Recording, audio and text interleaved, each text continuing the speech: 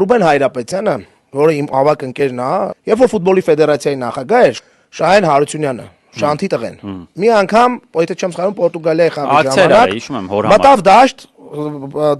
Դոշին Շանթ Հարությունյանի մասին գրած բաներ, ու դրա համար ֆեդերացիան լուրջ տուգանքի ենթարկվեց։ Ռուբեն Հայրապետյանը Շահենին տեսավ տրիբունայում, նստած էինք, մենք էլ մի քիչ այս կողմ էինք, արևելյան տրիբունայում էի ես էլ, տեսավ, որ Շահենը դեղը մտածեց, որ էսա էլի մտնելու է դաշտ, ասեց հələ արիստե։ Շահենին կանչեց իջացրեց ստադիոն։ Հայրապետյան Ռուբենը, որի մասին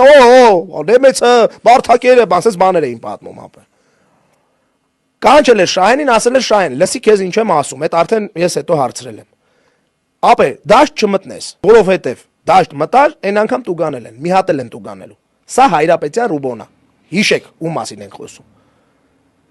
Շահենը ընդունել էր այդ փաստը, որ չի կարելի մտնել ու էլ չէր մտնել ապա ստադիոն։